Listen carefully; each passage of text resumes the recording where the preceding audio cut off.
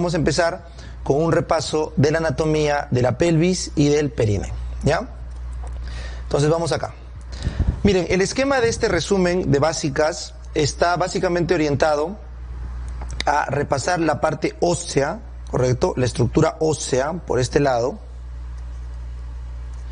Acá vamos a ver netamente todo lo que es el diafragma pélvico o el piso pélvico.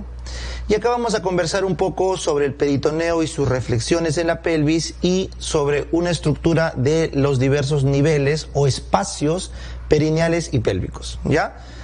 Entonces, acá vamos a ver los espacios. ¿Por qué he hecho esta clasificación de la clase? Porque la parte ósea que vemos a la izquierda es importante para obstetricia. La parte del diafragma pélvico del centro es importante para gineco. Y la parte a la derecha de peritoneo y dos espacios es importante para orientarnos en las diversas patologías. ¿Está bien? Entonces empezamos, ¿ya?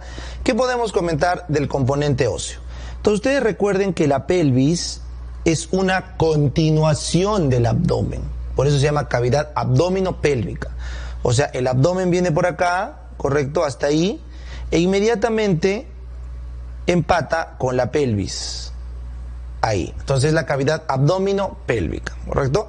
Entonces, sensu estricto, el límite del abdomen con la pelvis lo establece el hueso de la de la cintura pélvica, o sea, el coxal, el sacro. Sin embargo, este hueso, por la forma que tiene, define dos entradas.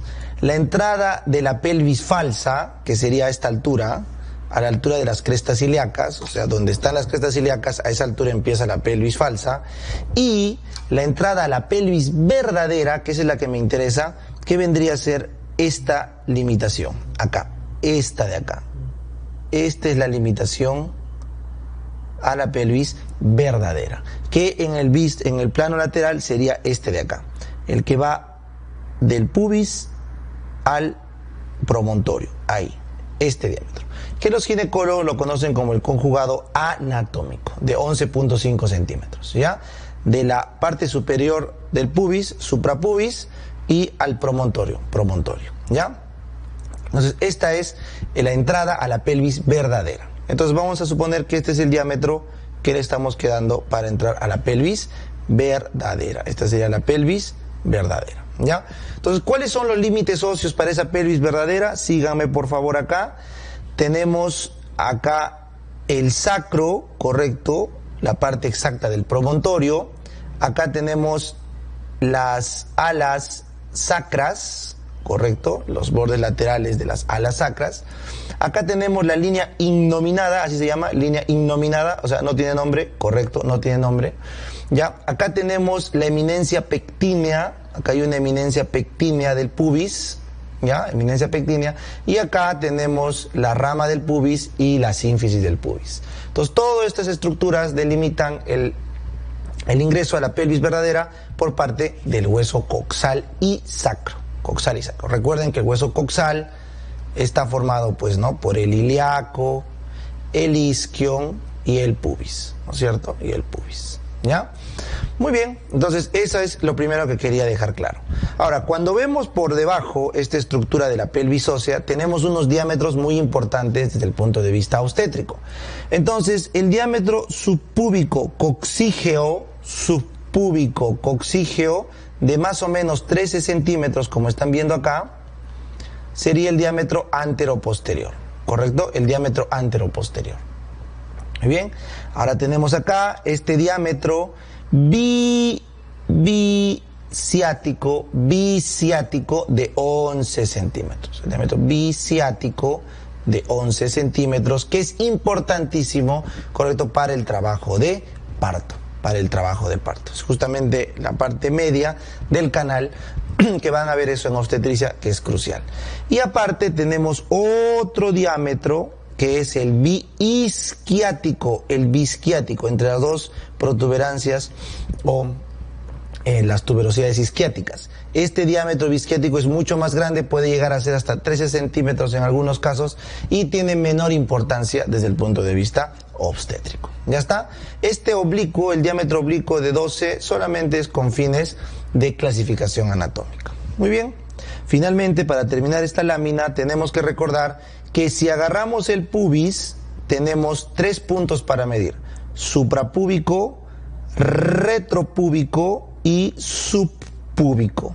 Entonces, el diámetro que nos importa es el diámetro retropúbico, ¿correcto? Hasta el promontorio, este de acá, de 11 centímetros. ¿Por qué? Porque es el plano real que va a atravesar la cabeza del feto en el trabajo de parto. Entonces, el diámetro retropúbico promontorio, ¿correcto?, de 11 centímetros, ese es el conjugado obstétrico, el que le importa a los ginecobstetras, ¿ya? En cambio, el que va a poder ser accesible por el examen físico es el subpúbico promontorio, este de color verde, porque es el que podemos tocar con nuestras manos en el examen físico. Subpúbico promontorio, de 12.5 centímetros, de 12.5 centímetros, subpúbico promontorio, ¿ya? Ese es el conjugado diagonal que le llaman, porque es el que se evalúa en la diagonal del examen físico, ¿ya?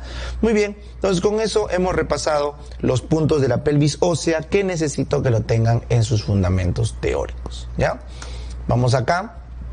Ahora vamos a conversar sobre el piso pélvico y el períneo, ¿ya? Para poder explicar esto bien, voy a utilizar este gráfico y luego voy a utilizar el croma, ¿ya? Entonces primero vamos a utilizar este gráfico, ¿ya? Primero vamos a utilizar este gráfico.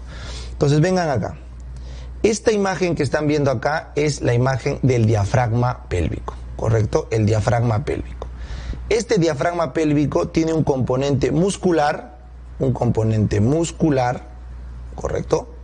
Y abajo tiene un componente facial, fascia. ¿Está claro? Entonces, lo primero que quiero que tengan en cuenta es eso. Lo segundo es que quiero que tengan en cuenta esta línea, ¿ya? Esta línea que ven acá de color blanco, que la voy a pintar de color negro, esta línea que estoy pintando acá al lado izquierdo y esta de acá al lado derecho, esta de acá, esto de acá es el arco tendinoso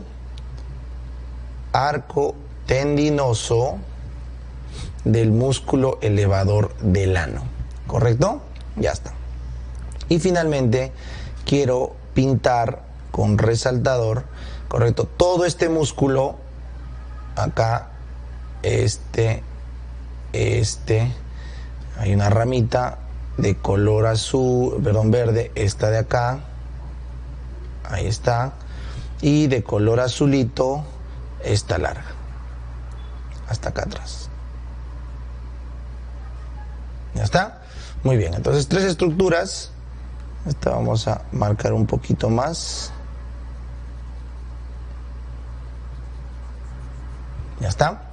Y finalmente vamos a ponerle un realce acá al plano 1, al plano 2 y al plano 3. ¿Ya? Muy bien, entonces he dejado esos reparos para que ustedes se puedan orientar. Este es el esquema más importante de piso pélvico que quiero que lo tengan en cuenta, ¿ya? Entonces miren, el diafragma pélvico que les puse acá es todas las estructuras que sostienen nuestra pelvis, ¿está bien? Todas las estructuras. Entonces ese diafragma pélvico puede ser muscular, como ven acá, y tiene un componente facial. Entonces en el dibujo que están viendo acá vamos a ver el componente muscular y en el dibujo que están viendo acá abajo el componente facial. ¿Está claro? Ya, doctor. Entonces, en este componente muscular, lo que yo quiero que ustedes sepan es que la pelvis es un hueco, es una fosa hueca. Entonces, tiene que haber algo que lo sostiene. Entonces, el principal sostén de la pelvis es todo este músculo que están viendo acá, todo este de acá, todo este, que es el músculo elevador del ano. ¿Está bien? Entonces, este músculo que he pintado con sus 3 fascículos, verde, azul y amarillo, esos 3 fascículos que les he puesto acá, verde, azul y amarillo, más abajo, son los 3 fascículos del elevador del ano. El color verde que están viendo ahí, ese es el pubo rectal, porque va del pubis, como pueden ver ahí, hasta el recto nada más. El que está al costado de color azul, ese es el pubo coccígeo, que es el más fuerte, porque va del pubis, como ven ahí, baja, baja, baja, baja, baja, baja, hasta el coxis, pubo coccígeo. Y finalmente, este que están viendo acá, el que está acá de color amarillo, que sería igual al que está acá, ese de ahí, es el ileococcígeo, porque va del ilíaco, acá, hacia el coxis, acá, ileococcígeo, que es el más delgado y el más débil.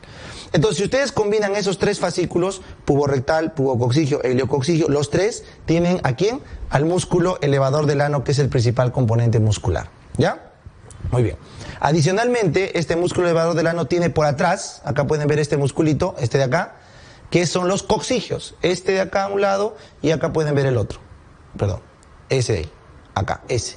Son los coccigios o isquiococcigios. Esos completan la parte posterior del piso pélvico. Nada más. Con eso terminamos el componente muscular. Entonces, ¿quiénes conforman el piso pélvico muscular? El elevador del ano y los coccigios. Qué fácil, doctor. Muy bien. Y estos otros músculos que están en el dibujo, esos no forman parte. ¿Cuáles son? Este, por ejemplo, de acá. Este que estás viendo acá, ese músculo, ese músculo de ahí es el obturador interno. Ese no es parte del piso, es de la pared pélvica. Y este que estás viendo acá atrás, igual acá, este bien atrás, este de acá bien atrás, ese es el piramidal. Ese no es piso pélvico, ese es cadera. Entonces, el obturador interno y el piramidal no son parte del piso. ¿Ya? Sin embargo, hay uno que sí me importa, el obturador interno. Este obturador interno me importa. ¿Por qué, doctor? Porque el obturador interno, como ustedes pueden ver, se conecta con el elevador del ano a través de este arco. ¿Se acuerdan cómo se llamaba ese arco? Acá está, el arco tendinoso del músculo elevador del ano. Ese arco tendinoso es crucial. ¿Para qué? Para unir las fascias parietales. Las fascias parietales, tanto del obturador como del elevador del ano, se juntan en esta estructura, se juntan en el arco tendinoso del elevador del ano. Y eso, doctor, ¿por qué es importante? Porque ese arco le da sostén al segundo plano de Delancey. Vengan acá abajo. Esto que están viendo acá, este es el segundo plano de Delancey. Este nivel de acá, ¿ahí ven?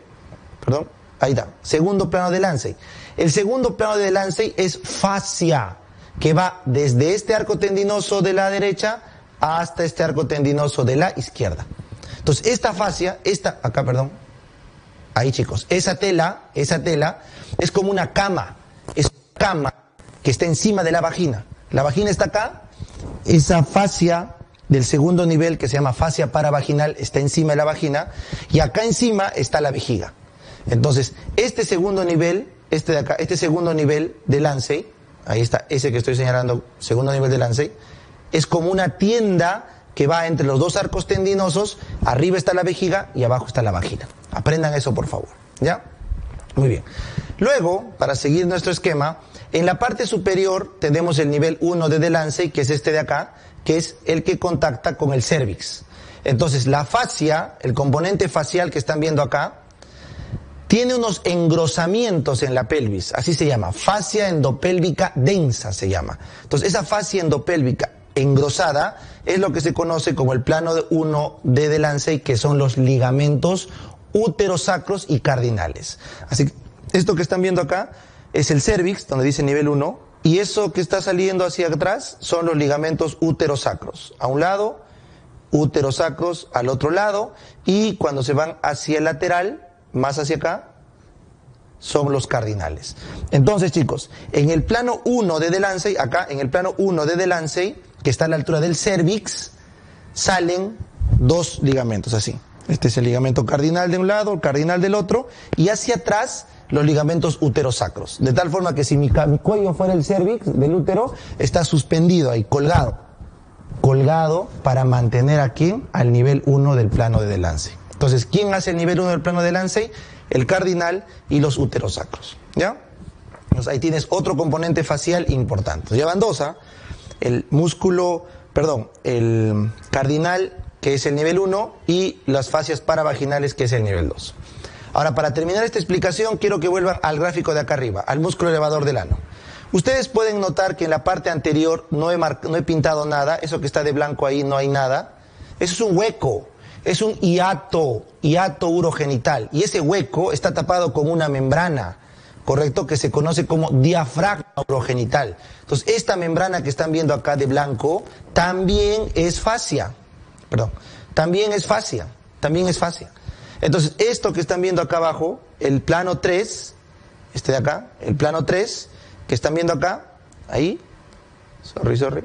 Ahí bien chiquito, ven ahí, bien chiquito. Ese es el plano 3, es el diafragma urogenital, el último nivel del plano de Delancey, que sostiene a la uretra.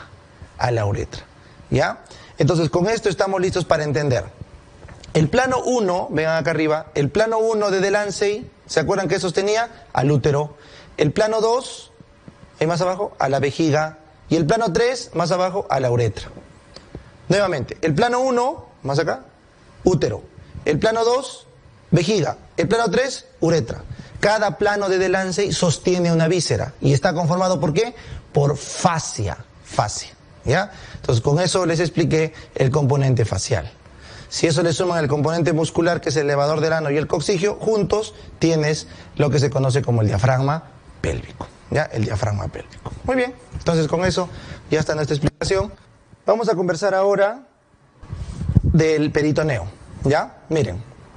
El peritoneo es una estructura que se estudia a detalle en cirugía y para parte de abdomen. Sin embargo, acá lo tenemos que estudiar porque el peritoneo se refleja en algunas vísceras de la pelvis. O sea, miren acá. Este es el peritoneo que está llegando por la parte anterior, ¿no es cierto? El peritoneo parietal, estamos hablando parietal, ¿ya? Porque las vísceras acá no están forradas por peritoneo visceral. Entonces el peritoneo parietal cae justo por la parte interna de los músculos del abdomen y hace un pliegue acá. Acá hace un pliegue. ¿Ya? Un pliegue pubo-vesical.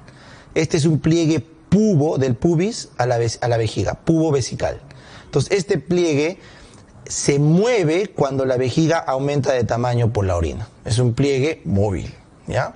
Muy bien. Luego, el peritoneo, como ves, recubre parte del techo de la vejiga. Lo recubre hasta llegar al final, donde hace otro pliegue. El pliegue uterino, vésico-uterino. Entonces la vejiga hace un repliegue, ¿no es cierto? Hace una proyección, refleja, como le llaman los anatomistas, hacia el útero, a la pared anterior, toda la parte del techo del útero y parte de la pared posterior del útero. ¿Ya? Entonces el útero también está cubierto por peritoneo parcialmente. La parte del cérvix no está cubierta. ¿Ya? Y luego cuando da toda la vuelta al útero, acá hace un reflejo. El reflejo útero-rectal, ¿correcto? El reflejo útero-rectal, o sea, del útero con el recto. Pero como acá está bajando hasta la cúpula vaginal, le llaman receso, ¿ya? Recto vaginal. Entonces, este que ven acá es el receso recto vaginal que se conoce como el fondo de saco de Douglas. Esto que están viendo acá, la parte más distal, es el fondo de saco de Douglas del reflejo recto vaginal, ¿ya? Porque el peritoneo baja inclusive hasta la cúpula vaginal, ¿ya? Entonces, ¿por qué es importante este reflejo? Porque justamente acá estamos en la parte más posterior de la vagina. La parte de la cúpula vaginal, donde está el fondo de saco de Douglas, es la parte más posterior del canal genital vaginal. Y luego el peritoneo sube, cubre parcialmente el recto en su parte media, parcialmente lo cubre por delante, no lo cubre en su parte distal, y lo cubre totalmente, 100% en su parte proximal. Así que recuerden, el recto se cubre. La parte distal no tiene peritoneo. La parte media tiene parcialmente peritoneo. Y la parte proximal está 100% cubierto de peritoneo. ¿Ya? Eso es el dato que deben recordar. Y finalmente, las trompas también están recubiertas por peritoneo completamente. También. Y los ovarios no están cubiertos por peritoneo. Son intraperitoneales, pero no están cubiertos. Ya eso vamos a ver más adelante. Y finalmente, el otro esquema que quería adelantarles es los espacios. Esto que están viendo es un corte coronal de la pelvis y del periné, y quiero que tengan claro esta estructura, ¿ya? Entonces, este músculo que están viendo acá, este es el músculo, el obturador interno, ¿ya? El obturador interno. Este que están viendo acá es el músculo elevador del ano, ¿ya? Y el lugar donde se unen estos dos, les dije, acá se unían estos dos músculos, era el arco tendinoso del músculo elevador del ano. ¿Ya? ¿Se ubican al otro dibujo? Correcto. Entonces, este hueco, o primer hueco que están viendo acá, este de acá, es un receso conocido como el receso isquiorrectal. El receso isquiorrectal, porque acá está el isquion y hacia atrás está el recto. Receso isquiorrectal. ¿Ya? No lo olviden. Y bueno, ahí hemos delimitado, porque no se olviden que con el músculo elevador del ano ahí se delimita la pelvis. O sea, todo lo que estoy pintando acá arriba es pelvis. Entonces, Doc, ¿qué cosa es todo lo que estoy pintando acá abajo, debajo del músculo elevador del ano? Todo esto, chicos, es perine. Todo lo que estoy pintando acá es perine. Y todo lo que está acá de rojo es pelvis. ¿Ya? Perfecto. Entonces, eso era lo que quería que tengan en esa imagen. Muy bien, ahora vamos a pasar a este segundo gráfico que también está un poquito más detallado. Vamos a navegar un poco en lo que son las arterias uterinas, ováricas y tubáricas, en las arterias derivadas de la parte distal de la aorta, y vamos a conversar de la anatomía del útero, el ovario y las trompas. ¿Ya? Entonces con eso vamos a completar nuestro esquemita.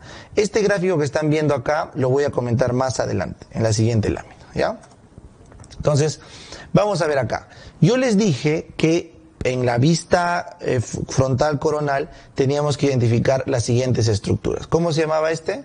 El músculo obturador interno. ¿Sí o no? Pegado al ilíaco. ¿Cómo se llamaba este músculo? El músculo elevador del ano. Correcto. ¿Cómo se llamaba el punto donde se encontraban sus dos fascias? Esto es el arco tendinoso del elevador del ano. Muy bien. ¿Cómo se llamaba este hueso? El isquiático, el isquio. Muy bien.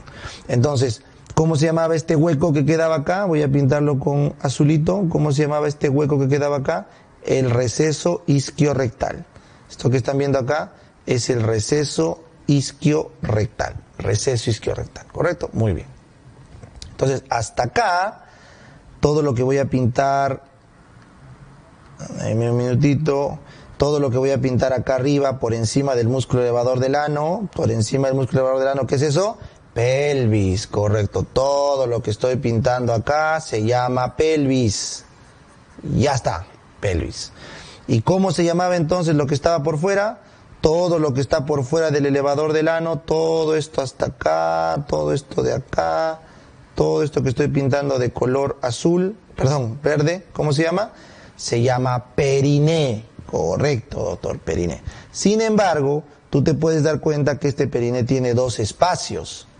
Este que voy a pintar acá, hasta ese músculo que están viendo, que es el espacio profundo del periné, y este que voy a pintar acá afuera, que es el espacio superficial del periné. Así que el periné tiene dos espacios. ¿Ya? Voy a tratar de hacer con otro color a ver si se ve diferente. No. Entonces vamos a hacer con amarillito. No, tampoco, ya no importa. Esto que estoy pintando acá, este es el espacio superficial del periné. Ya lo que pinto completo. Y lo que está con rayas arriba es el espacio profundo. Entonces, este dibujo yo quería para que ustedes capten completamente la idea de cuál es el límite de la pelvis, cuál es el límite del periné y cuáles son los compartimientos del periné que vamos a ver más adelante. ¿Ya? Esto lo vamos a ver más adelante. Entonces, cuando volvamos a su esquema que tienen todos ustedes así, ¿ya? Van a ver estos colores, azul, verde, rojo, para poder entender a detalle cuáles son los límites de esas estructuras. Pero para terminar nuestra diapositiva, tenemos que redondear que en el estudio de la pelvis, correcto, tenemos que saber qué es todo lo que está por encima del músculo elevador del ano. Y el estudio del periné es lo que está por debajo del músculo elevador del ano. ¿No es cierto? Y este periné tiene un espacio profundo y un espacio superficial. Espacio. ¿Ya? Muy bien. Entonces con eso ya está repasado este gráfico. Ahora vamos a conversar un poquito del ovario, el útero y las trompas, ¿ya? Entonces todos ustedes saben, ¿no es cierto?, que el útero, como ven acá, tiene su cervix, un orificio externo, ahí está, el cuello del útero, ahí está, y por dentro está el orificio interno, ¿no es cierto? Entonces el cervix está conformado por su orificio externo, ¿correcto?, por el canal cervical y por el orificio interno cervical. Y ahí terminó el cervix. Este orificio interno cervical justo coincide con el istmo del útero, que es la parte más estrecha del útero, ¿ya? Y a partir de ahí lo que viene es el cuerpo del útero. Así que el útero está conformado por el cervix, más arriba el istmo del útero, más arriba el cuerpo del útero, arriba y atrás el fondo del útero, ¿correcto? Y hacia la izquierda, acá hacia la izquierda, las astas del útero. Estas de acá que no se ven son las astas del útero, hacia los lados, ¿ya? Muy bien. Ahora, continuando por esas astas, se insertan ¿quiénes? La trompa. La trompa uterina se inserta justo hacia el asta o hacia los cuernos del útero, ¿ya? Por ahí se inserta. Perfecto. Entonces, esta trompa uterina tiene componentes, ¿ya? La trompa uterina está formado por las fimbrias, ¿ya? Esto que están viendo acá son las fimbrias, ¿no es cierto? Más atrás, toda esta estructura detrás de las fimbrias, todo esto que estoy pintando de azul, es la ampolla de la trompa, y esto que está entrando al útero es el istmo. Así que la trompa uterina está conformado por las fimbrias, la ampolla, el istmo, que es la parte más delgadita. Y la parte que se mete al útero también tiene un nombre, que es la parte 4, que es la parte intramural. La parte intramural de la trompa es la que se mete dentro del miometrio, del útero, ¿ya? Entonces son las 4 partes de la trompa. ¿Qué más tenemos? El ovario. Bueno, el ovario es más sencillo. Como ven acá, este es el ovario. Acá tenemos el ovario izquierdo, el otro el ovario derecho. Este ovario anatómicamente básicamente tiene una corteza donde están los folículos en crecimiento. Ahí están los foliculitos. Y tiene adentro una médula. Una médula que tiene el estroma y la parte de la irrigación. Así que anatómicamente el ovario no tiene mucho que conversarse. Muy bien. Ahora vamos a algo más complejo. ¿Qué lo sostiene a cada una de estas estructuras? Entonces empezamos. ¿A quién quieren sostener? A ver, doctor, yo quiero sostener al útero primero. Vamos a agarrar al útero, porque el útero está flotando, pues, ¿no? En la pelvis. Vamos a agarrarlo. A las astas del útero llegan los ligamentos redondos. Entonces, el ligamento redondo del útero llega hacia las astas del útero y por ahí lo sostiene.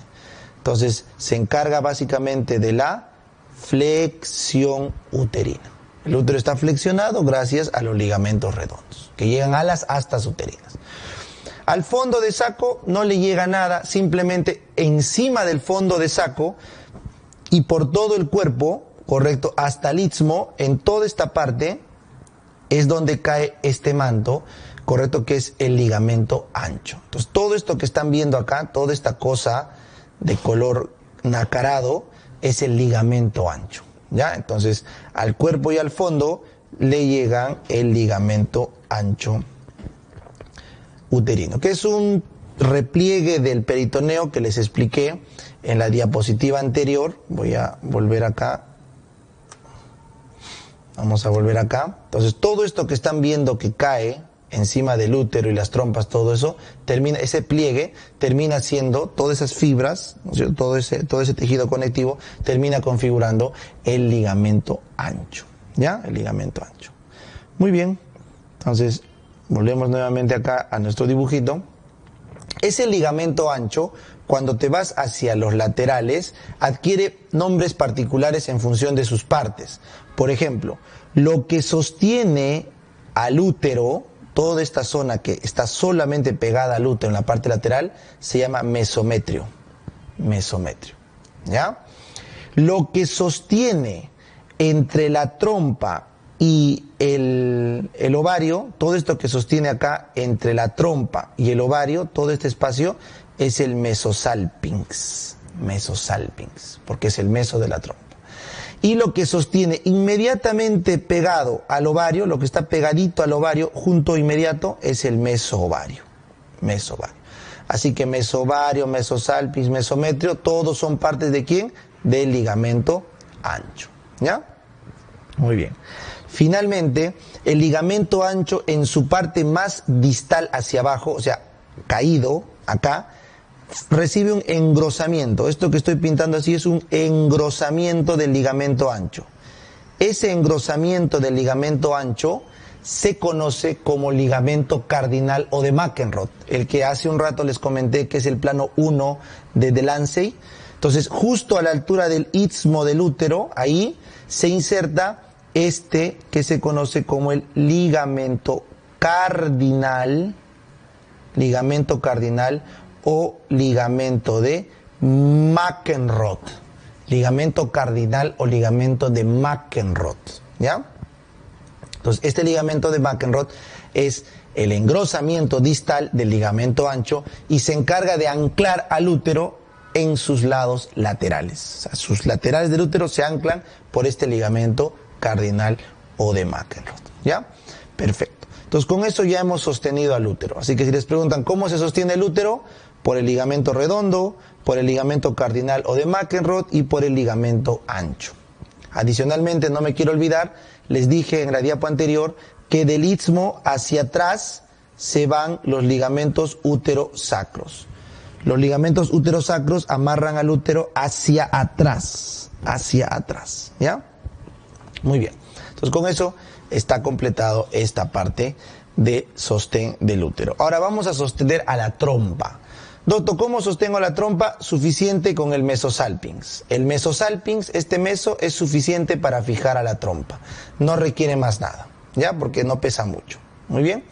Vamos a fijar ahora al ovario. El ovario sí pesa. Entonces, el ovario, como pesa, tiene dos ligamentos principales. El que va del ovario hasta el útero. El que va de un polo del ovario hasta el útero. ¿Cómo se llama este ligamento? El ligamento del ovario o ligamento ovárico, ¿ya? O también le llaman el ligamento suspensorio del ovario, ¿ya?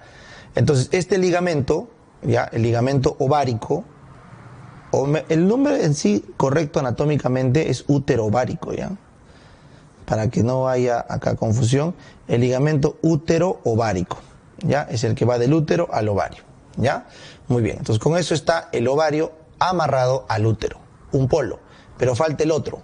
Este polo de acá se sostiene a través de los vasos ováricos que llegan. Y estos vasos ováricos que llegan a través del infundíbulo. Y el infundíbulo termina en el famoso ligamento suspensorio del ovario. Este de acá, ¿ya? Entonces, nuevamente, el otro polo del ovario es donde llegan los vasos ováricos desde arriba, desde la aorta. Estos vasos ováricos abdominales han ingresado a la pelvis a través del infundíbulo. El infundíbulo es el hueco por donde entran los vasos abdominales ováricos a su componente pélvico. Y esa entrada genera un pliegue que se conoce como ligamento, de acá, suspensorio del ovario. Ligamento suspensorio del ovario, ¿ya? Entonces el ovario está sostenido por el ligamento suspensorio y el ligamento útero-ovárico. ¿Ya está? Perfecto. Y adicionalmente, ¿quién lo sostiene? Su meso-ovario. Este de acá, su meso-ovario.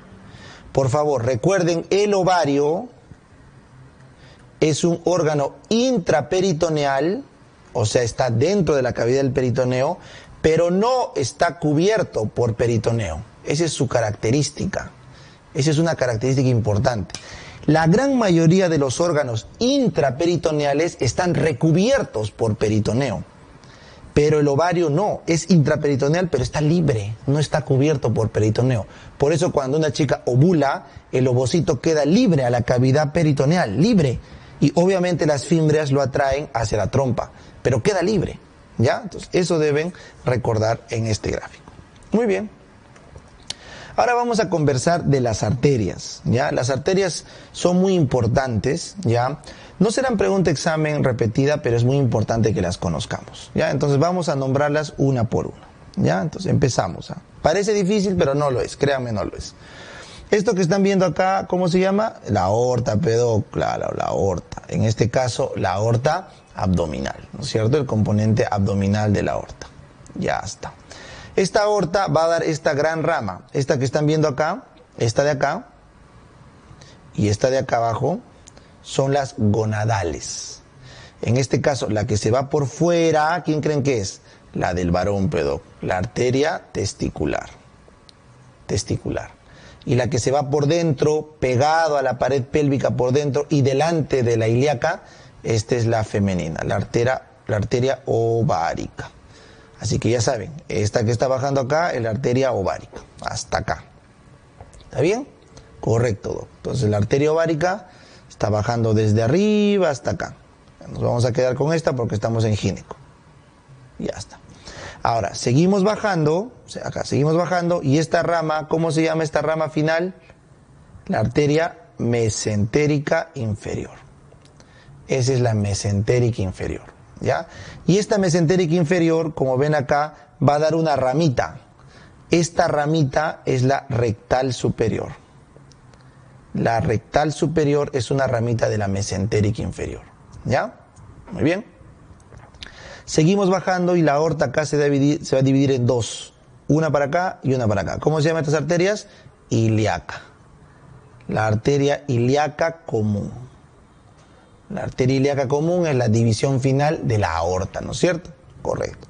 Y esta arteria, Doc, esta que ha venido acá, que está justo a la mitad entre las dos ilíacas, ¿cómo se llama, saben? La sacra media. Esta que están viendo acá es la arteria sacra media. Esa que está ahí, la sacra media, ¿ya? Que justamente va por la mitad del sacro. Muy bien. Entonces, dicho esto, estamos ahora listos para la siguiente división. La arteria ilíaca, voy a hacer con color amarillo, la arteria ilíaca común, todo este fragmento, la arteria ilíaca común, transcurre más o menos hasta el espacio o a la altura del L5 con el sacro, y ahí se divide en dos, ilíaca superficial y la ilíaca interna o profunda.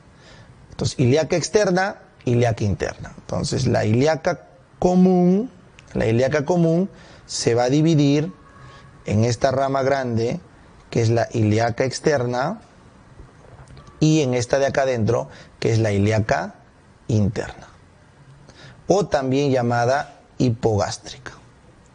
La ilíaca interna, o también llamada hipogástrica, ¿ya? Esta ilíaca externa, que hemos visto acá, se estudia en traumatología porque va a dar a la arteria femoral, que se encarga obviamente de irrigar el miembro inferior. Ahí no nos vamos a meter.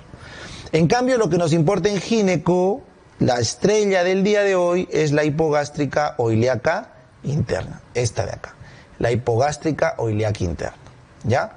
Entonces tú debes saber que esta ilíaca interna o hipogástrica tiene dos divisiones, la división anterior y la división posterior.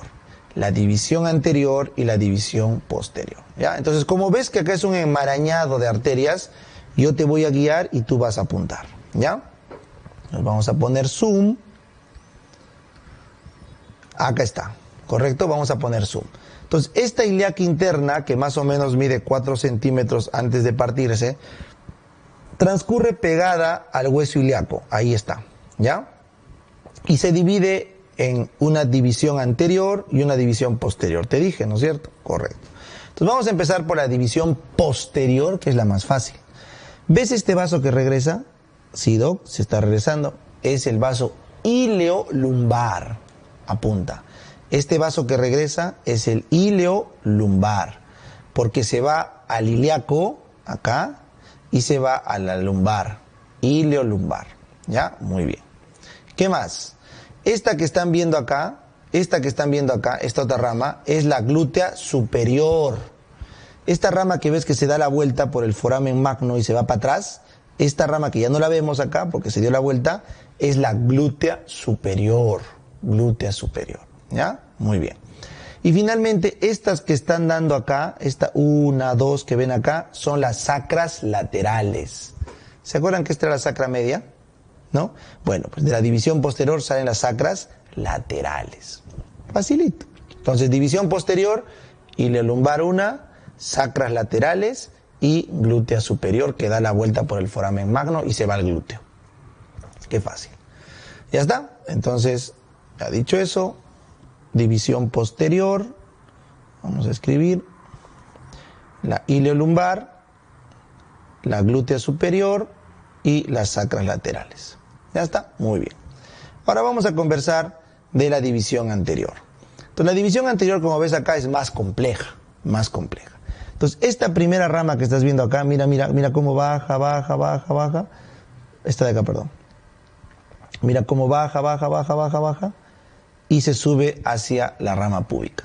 Entonces, si tú identificas una arteria que está bajando, pero luego hace una recurrente por la rama del pubis, esta es la arteria obturatriz. Apunta, la arteria que baja y luego regresa a una rama por la rama púbica es la arteria obturatriz. Porque esta rama púbica de la obturatriz se une con esta rama de acá de la epigástrica inferior y forma un arco. Como ves acá hay un arco, ¿ya? Y ese es peligroso porque a veces esta arteria obturatriz no nace de acá, sino es una arteria obturatriz aberrante que nace de este lado. Y cuando un cirujano hace una cirugía inguinal, se puede llevar por el ligamento inguinal a este vaso y lo mata al paciente de shock. Así que si tú crees que una cirugía inguinal es suave, no. Porque si te cruzas con una arteria obturatriz aberrante, o sea que nace de acá y no de acá, el paciente se muere desangrado. ¿Ya? Lo que están viendo acá es solamente una anastomosis entre la epigástrica inferior y acá la arteria obturatriz. Muy bien, seguimos. Esta que está más arriba, que nace anterior, es la arteria umbilical. Esto que están viendo acá, la de arriba, es la arteria umbilical. Es la primera rama de la división anterior, umbilical. Que todos ustedes saben que la arteria umbilical lleva el sistema venoso en el feto, pues, ¿no? Y se oblitera para formar el ligamento umbilical después de nacer. Ya eso ya lo saben en pediatría. Entonces, eso es la arteria umbilical. Muy bien. Ahora seguimos bajando. Esta arteria, yo me doy cuenta rápido porque mira, sale la arteria, da la vuelta y se une con esta de acá. ¿Se acuerdan cuál era esta que venía desde arriba? ¿Cuál es la que venía desde arriba? La ovárica. Entonces, ¿cuál es la arteria que se une a la ovárica? La uterina. Entonces, esta que están viendo acá es la arteria uterina que da su rama tubárica y se une a la ovárica. ¿Lo van a ver acá? Esta es la arteria uterina. Miren, la arteria uterina irriga todo el útero y acá da su rama tubárica.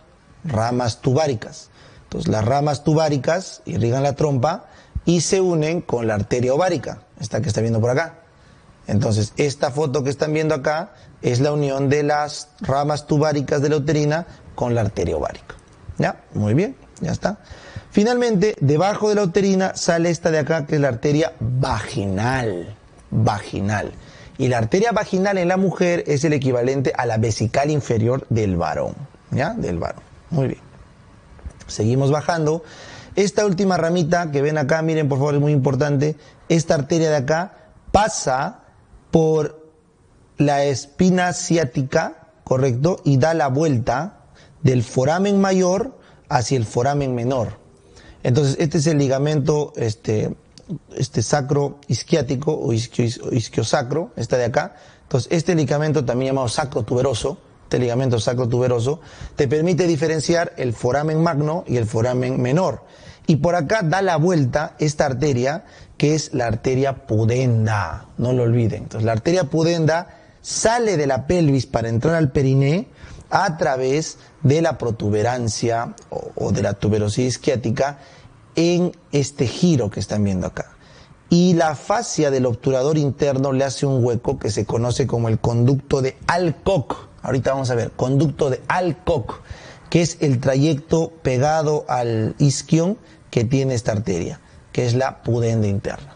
Entonces, otra vez, la división anterior de la ilíaca, así casi al final, tiene una rama que se conoce como pudenda interna, que da una vuelta del foramen mayor al foramen menor a través de la espina ciática, ¿ya? Y del ligamento sacrotuberoso, y luego ingresa a toda la protuberancia isquiática forrada, envuelta por fascia del oblicuo del obturador interno, que se conoce como el conducto de Alcock, ¿ya? El conducto de Alcock. Y eso viene para acá hacia la zona del períneo. ¿Ya está? Muy bien, y finalmente terminamos con esta última rama, que es la glútea inferior y la rectal media. ¿Ya? Entonces, estas dos últimas ramas son la glútea inferior y la rectal media. ¿Ya? Muy bien, entonces con eso ya han aprendido las ramas de la división anterior. La umbilical, ¿correcto? La obturatriz, La umbilical que les dije que se obliteraba, la obturatriz que podía tener su rama aberrante, la uterina que se une con la ovárica, la vaginal que es el equivalente a la vesical inferior en el varón, la pudenda interna que se va por el conducto de Alcock y finalmente la rectal media y la glútea inferior que ya son las terminales. ¿Ya está? Muy bien, entonces ese es el resumen de la irrigación de la pelvis. ¿No? Ahora vamos a este gráfico, vamos a ver cómo se dividen dos arterias muy importantes en ginecología, la arteria uterina y la arteria vaginal, ¿ya? No se olviden. Entonces, la vagina como tal está irrigada, su tercio inferior está irrigada por la pudenda, su tercio medio está irrigada por la arteria vaginal. Como ves acá, la arteria vaginal está de acá, irriga el tercio medio de la vagina. Y el tercio superior está irrigado por la arteria cérvico-vaginal. La arteria cérvico-vaginal es esta de acá. Esta que están viendo acá, esta rama se llama rama cérvico-vaginal. ¿Y de quién es esta rama cérvico-vaginal? De la uterina. O sea, la rama cérvico-vaginal al final es de la uterina. ¿Ya? Muy bien. Entonces ya saben quién irriga la vagina. La arteria vaginal, la arteria pudenda y la uterina en su rama cérvico-vaginal. Ahora, esta arteria uterina, cuando estén llegando al istmo, recuerden que se cruza con el uréter. Y el uréter pasa por debajo. ¿Cómo me acuerdo? Fácil. ¿El uréter qué trae? Agua, pichi. Entonces, el río con pichi pasa encima o debajo del puente. Debajo. Entonces, el puente es la arteria uterina y el río que trae pues orina, pichi, ese es el uréter. Así que el uréter siempre pasa por debajo de la arteria uterina. No lo olvides, ¿ya? Entonces, esta arteria uterina viene acá, se divide en unas ramas conocidas como ramas arqueadas. Esto que están viendo acá son las ramas arqueadas uterinas que irrigan el epimetrio. Y acá ya vienen las radiales que irrigan al miometrio. Y para terminar, esta uterina se vuelve ramas tubáricas, ahí está, que irrigan la trompa y se une a la arteria ovárica que termina irrigando al ovario, pues, ¿no? Esa es la anastomosis que les dije, ¿ya? Entonces, ese es el resumen que todos deben tener de la circulación en la pelvis. Sencillo, ¿verdad? Sencillo. Muy bien. Ahora vamos a conversar sobre el componente nervioso, ¿ya? Acá les he traído un breve resumen, ya, un breve resumen, porque no es cuestión de memorizarse, ya solamente quiero que vean más o menos las divisiones. Entonces esto sí lo he preparado para hacerlo en el croma, rapidito. Esto que están viendo acá es el plexo sacro, ¿ya? El plexo sacro, súper complejo, súper complejo. Arranca desde acá, este nivel que están viendo acá, que es el L4, L5, S1, S2, S3, S4. ¿Ya?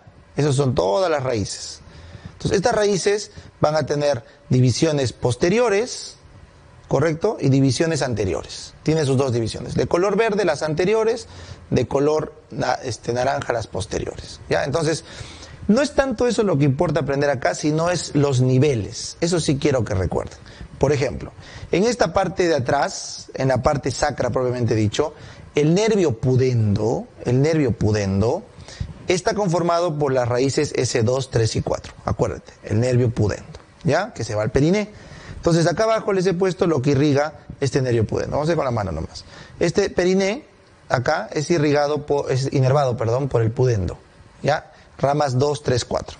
¿Qué cosa inerva? Sensibilidad de los genitales, ¿correcto? Todos los músculos del periné y los esfínteres, anal y ureteral externos. Anal y uretral externos. Entonces, el periné, que están viendo acá abajo, es inervado por el nervio pudendo, que es rama del S2, 3 y 4. Eso sí es importante saber, ¿ya? Muy bien. Poquito más arriba, o más abajo, perdón, el S3 y el S4 dan su rama que inerva el músculo elevador del ano y el coccigio. Así que estos dos sí sería bueno que los aprendan, ¿ya? Muy bien. Ahora vamos a las ramas L, a la L4, 5 y S1, los más superiores. Entonces, si ustedes se van acá, el L4, L5 y S1 se encargan de inervar el músculo glúteo medio y glúteo menor, ¿ya? Eso se llama el nervio glúteo superior, ¿ya? Y el glúteo inferior es L5, S1 y S2. Eso no es muy importante, pero sí sería bueno que lo tengan presente. Lo que sí quiero que vean es que abajo, esto que están viendo acá, S, L4, L5, S1, S2 y S3, juntos van a formar el ciático, el gran ciático, ¿ya? Entonces no se olviden. El nervio ciático, como están viendo acá en la cajita, inerva la articulación coxal, es flexor de la rodilla, todos los de la pierna y del pie. Ya es importante que recuerden esta división, ¿ya? Entonces el ciático, L4, L5, S1, S2, S3, se encarga de inervar todo esto. Y es lo que están viendo acá. Este gran nervio conformado por el color verde, ya que es el componente tibial, y el componente fibular, o el ciático popliteo, que es el naranja, ya, estos dos, ¿correcto? Muy bien. Adicionalmente tenemos estos otros nervios más acá, más pequeños, que son ya para el cutáneo femoral o el gemelo, acá cutáneo femoral, el gemelo inferior, o el obturador interno y el gemelo superior, que son menos importantes. Lo que quiero que recuerden es lo que está de azul, ¿ya? Así que de este dibujo, que es súper complejo, lo que quiero que quede claro es este de acá, el perineal, el nervio del pudendo, ¿ya? El nervio del periné, que es del pudendo. Este de acá, el S3, S4, chicos, elevador del ano y coxigio, ¿ya? 2. Y tercero, este de acá. Ahí está, ese. El ciático, ¿ya? El nervio ciático, ¿ya? Vamos a ver ahora el periné, ¿ya? Que esto sí es un poquito complejo, ¿ya? Pues estamos llegando ya a la parte final de anatomía, así que tranquilos, pero es un poquito complejo, ¿ya? Es el periné. Así que yo necesito que ustedes tengan bastante memoria visual y un espectro visual para entenderlo, ¿ya? Entonces, ¿en qué consiste mi explicación acá? Vamos a hablar de la parte externa del periné, cómo se ve por fuera, cómo se ve el periné por fuera, sus componentes externos. Vamos a ver acá su división anatómica, cómo está dividido anatómicamente el periné, triángulo anterior, posterior. Y vamos a ver acá cómo son sus espacios, que ya les estuve adelantando eso en la lámina previa, ¿ya? Entonces, la primera parte es ubicarnos espacialmente en el periné. La segunda parte es ver cómo está conformado anatómicamente cada espacio. Desde la parte profunda, que es el músculo elevador del ano, de acá lo que le sigue, que es el espacio profundo, y este de acá, que es el espacio superficial. Entonces, este es el límite con la pelvis, este es el espacio profundo y el espacio superficial, ¿ya? Y finalmente vamos a volver a hacer un repaso de las arterias y su relación con el periné y la pelvis, y acá vamos a hacer una última repasada de cómo repliegan el peritoneo y las demás fascias en el periné, ¿ya? Entonces vamos a empezar por acá. Ya está. Entonces, imaginación, imaginación. Entonces, pongan en su cabeza una imagen como están viendo ahí, ¿no? Varón y mujer en su periné, ¿ya? Ahí está. Entonces, ¿qué es el periné? Esa es la pregunta. El periné es un espacio, ¿ya? Que queda entre el músculo elevador del ano, o sea, el diafragma pélvico, y la parte exterior. Entonces, acuérdate así, a mí me gusta este dibujo. Yo tengo acá mi pelvis, ahí está mi pelvis, que es un hueso que no cierra por completo, pues, ¿no? Correcto. ¿Quién se encarga de cerrar ese hueso? Lo cierra el diafragma pélvico, que es principalmente muscular. Correcto. Entonces, con esto he cerrado mi pelvis. Hueso, fascia y músculo. Perfecto. Pero la piel y la pierna de las personas, ¿no? Anatómicamente es así, ¿no? Acá hay un hueco, pues, acá hay un espacio, y por ahí pasa vasos, nervios, pasa el bulbo cavernoso, el isquio cavernoso, el bulbo esponjoso, los cavernosos, pasa los músculos superficiales del periné. O sea, hay un montón de estructuras que pasan por acá, que básicamente son componentes genitales. Entonces, este espacio se llama periné. ¿Está bien? Se llama periné. Es lo que queda entre el diafragma pélvico y el exterior. Ya, ahora sí la tengo aclarado, ya está fácil ahí. Entonces, vamos a verlo por el exterior. Entonces agarra esta persona, sube las piernas y vamos a ver, ¡pum!, ahí, el periné. ¿Qué es lo que vemos? Los genitales externos, correcto. Entonces esos genitales externos justamente dan el límite anterior, acá, donde está el pubis. El pubis. Entonces, el monte de Venus en la mujer, correcto, que en el caso del varón es más difícil de apreciar porque está ahí el pene, el escroto y los testículos. Entonces no nos va a servir acá el esquema. Vámonos al periné femenino. El monte de Venus acá, o es el monte del pubis, es la parte anterior del periné, ¿ya?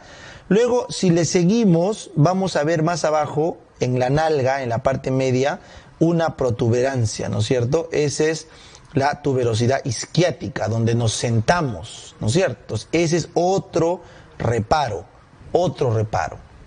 Y finalmente, vamos a ver atrás el ano, ese es otro reparo, ¿ya? Entonces, el periné, visto exteriormente, está conformado por el monte de Venus, que es la parte donde se palpa la sínfisis pubiana, bajas hasta la tuberosidad del isquion, que es donde nos sentamos, que se ve claramente, se palpa, y luego atrás te tienes que ir por todo el pliegue glúteo hasta el final del pliegue glúteo, ¿correcto? Acá, hasta el final del pliegue glúteo, y adentro vas a tener al ano y al periné, el cuerpo del periné, que es el punto central. Entonces, toda esta zona es la zona del periné. Toda esta zona es la zona del periné. ¿Por qué? Porque después del pliegue glúteo hasta atrás, esto ya es la zona glútea, que se estudia en traumatología, en miembro inferior. Y del isquiático para acá, eso ya es el muslo, que también es miembro inferior. Así que anatómicamente nos vamos a centrar en esta estructura, el periné, ¿ya? Perfecto, entendido. Entonces, este periné, si lo llevamos a un esquema, como ves acá, es un rombo. Adelante el pubis, acá la protuberancia isquiática o tuberosidad isquiática, y hacia atrás termina en el coxis, ¿no? Porque ahí termina el coxis. Entonces, es un rombo. Pero el ano es parte del triángulo posterior de este rombo, y los genitales la parte del triángulo anterior. Entonces, este triángulo anterior que están viendo acá es el triángulo urogenital. Este triángulo anterior es el triángulo urogenital, porque es de la orina y de los genitales. Y el triángulo posterior es el triángulo anal. Este triángulo de acá es el triángulo anal, que lo pueden ver acá. Triángulo urogenital, triángulo anal. Ya está, tiene sentido. Adelante, ¿quién está? El pubis. Atrás, ¿quién está? El coxis. Tiene sentido. Muy bien. Si lo veo en lateral, los triángulos son así. Hasta abajo, acá está justo el cuerpo del periné, y luego suben hacia el coxis. Esos son los triángulos. Anterior, posterior. Sencillo. Y desde el punto de vista óseo, acá lo tienen, la parte anterior es la sínfisis del pubis. El vértice lateral son las tuberosidades sacras, las tuberosidades isquiáticas, y el límite posterior o el ángulo posterior lo hace el coxis. ¿Ya? Entonces, desde el punto de vista óseo, los 4 puntos son la sínfisis del pubis, tuberosidad isquiática y coxis. Y los lados son, como ves acá, la rama isquiopubiana son los lados del triángulo anterior, y el ligamento sacrotuberoso, que voy a hacer con color verde, el ligamento sacrotuberoso, este de acá, sacrotuberoso, es del triángulo posterior. Así que el mejor y el más completo esquema del triángulo perineal es este de acá. Los 4 vértices y los 4 lados. Pubis, sínfisis, ¿no? Sínfisis del pubis, tuberosidades isquiáticas, coxis. Adelante, rama isquiopúbica, ósea, y acá ligamento sacrotuberoso. 2 triángulos. Y al medio, ¿quién está acá al medio? Al medio va a estar el cuerpo del periné. Entonces, justo acá al medio, justo acá entre el ano y en este caso la vagina, está el cuerpo del periné. El cuerpo del periné. Fácil, ¿verdad? Fácil, doctor. Muy bien. Entonces, eso es cuando lo veo por fuera o de costado. Ya. Ahora lo quiero cortar y quiero verlo coronalmente. O sea, quiero ver la parte como si fuera un corte coronal. O sea, este esquema que ven acá. ¿Ya? Entonces, he cortado todo y quiero ver cómo se ven los espacios. Entonces, este dibujo ya lo habíamos visto antes, así que quiero solamente refrescarles, porque se los expliqué en otra lámina. ¿Recuerdan esta foto? Sí. ¿Cómo se llamaba este músculo de acá? Obturador interno. Correcto, doctor. Este también es el obturador interno. Perfecto. ¿Cómo se llamaba este músculo que hacía el piso pélvico? ¿Cómo se llamaba este músculo? Elevador del ano, doctor. Muy bien, elevador del ano. Perfecto. Entonces, todo lo que está acá arriba, ¿cómo se llama? Pelvis. Así que por una vez más voy a subrayarles la pelvis. Todo lo que está por dentro del músculo elevador del ano, que es el piso pélvico, y el obturador interno, que es la pared, todo esto es la pelvis. Ahí está, muchachos, la pelvis. Perfecto. ¿Y cuál es la limitante de esa pelvis? Es fácil, doctor. En la pared lateral tenemos al obturador interno, es la pared lateral. Y en el piso tenemos todo este músculo que está pintando, que es el músculo elevador del ano. Que lo voy a pintar de rojito. Ahí está, el músculo elevador del ano. Perfecto. ¿Cómo se llamaba la fascia cuando se juntaban los dos acá? ¿Cómo se llamaba eso? El arco tendinoso. El arco tendinoso, ¿no? ¿Y se acuerdan qué plano de lance y colgaba por ese arco? El plano 2. Entonces, esto que estás viendo acá es el plano 2 colgando ahí de lance. Ya que lo pongo solo para hacer un recordatorio de la clase. Muy bien.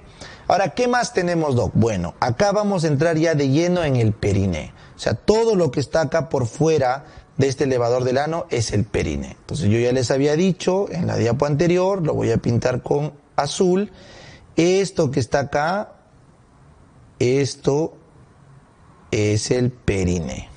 Periné, ¿no es cierto? Perfecto. Y usted dijo que el periné tenía un espacio superficial y un espacio profundo. Correcto. Entonces voy a borrarlo y vamos a hablar de esos espacios, ¿ya? Entonces, para entender los espacios tenemos estas lineecitas. Entonces, este huesito que estás viendo acá, ¿cómo se llama este huesito? Es el isquio, ¿no es cierto? Estas son las ramas del isquio. Ya está, Doc. Entonces, este isquio atraviesa este músculo que estás viendo de color morado, que es músculo, es el músculo transverso profundo del periné. Entonces, este que estás viendo acá, músculo transverso profundo, es este de morado, ¿ya? Y en ese músculo transverso profundo del periné están empotradas las glándulas bulbouretrales de Cooper. Entonces, en este músculo transverso profundo están empotradas las glándulas, bulbouretrales de Cooper, ¿ya? Muy bien. Después de ese músculo, si puedes ver después del morado, hay una línea roja. ¿Sí la ves? Sí, Doc. Esa línea roja es la membrana perineal o también diafragma urogenital.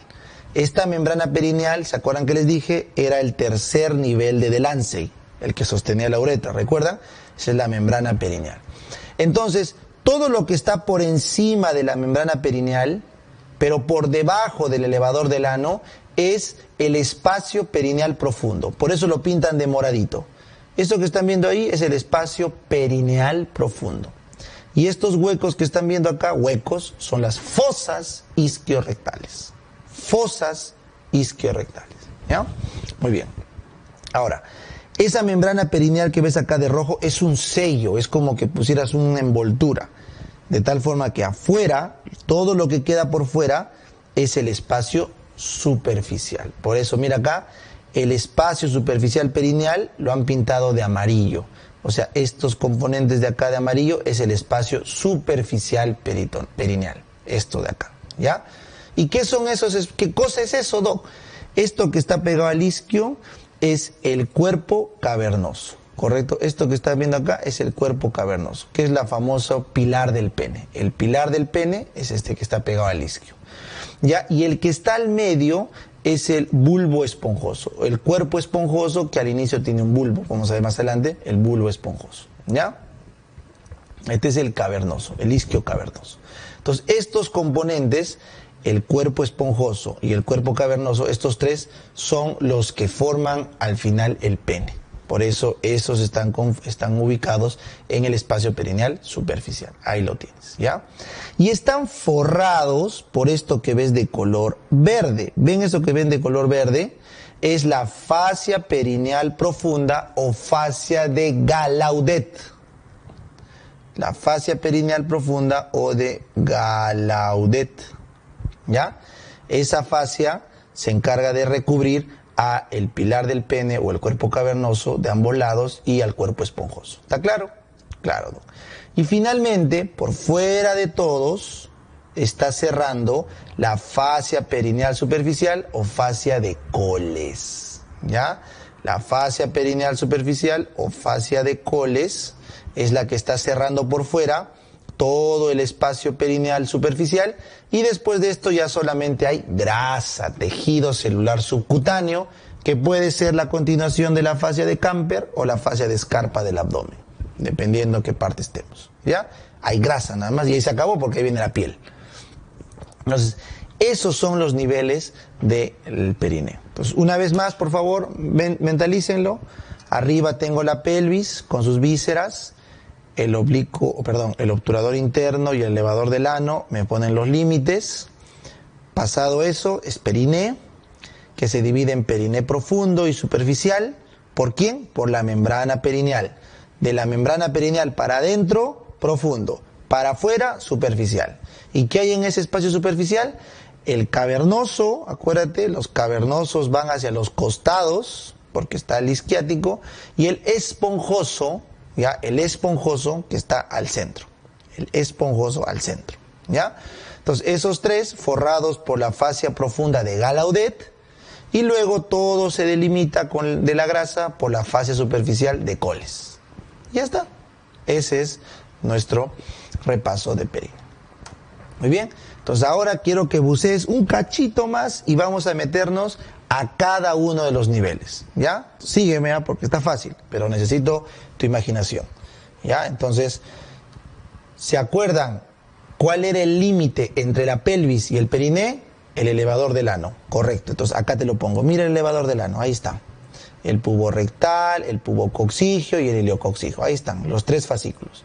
Ileococcigio, pubo coccigio y el pubo rectal acá que no lo han puesto. Tú lo aumentas, pubo coccigio, ¿ya?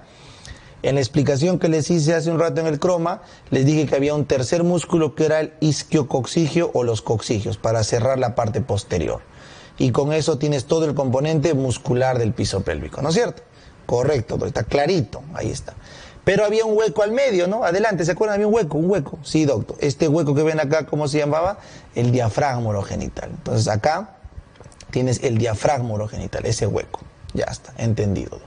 Ahora vamos a enfocarnos solo en este triángulo, en el triángulo urogenital. Porque esta parte de atrás es solamente músculo y grasa. La parte del triángulo anal solo es músculo y grasa, nada más. En cambio, la parte urogenital sí es más compleja. Entonces le hacemos un zoom solamente a la parte anterior, al triángulo urogenital, ¿ya?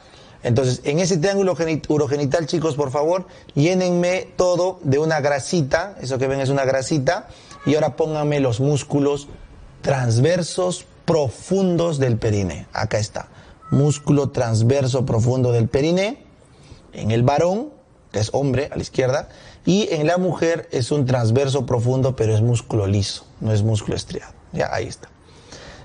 La mujer tiene vagina y uretra, el hombre solo tiene uretra, ¿no es cierto? Muy bien. ¿Qué más me vas a poner acá? Ponme al esfínter uretral externo. Ahí está, esfínter uretral externo. Ahí lo tienes, en el varón y en la mujer. ¿Correcto? Muy bien. Adicionalmente tienes el compresor de la uretra, este es otro músculo, y les había dicho que en el músculo transverso profundo del periné, ¿qué glándulas se empotraban? ¿Se acuerdan? Las glándulas de Cooper. Las glándulas bulbouretrales de Cooper se empotran en el transverso profundo del periné. Entonces, todo esto que están viendo acá, muchachos, es el contenido de la fosa profunda del perineo. ¿Se acuerdan quién forraba la fosa profunda para terminarla? La membrana. Y acá te la pongo, miren. La membrana perineal, esto que están viendo que es la membrana perineal, lo está forrando por completo, toditita la estructura.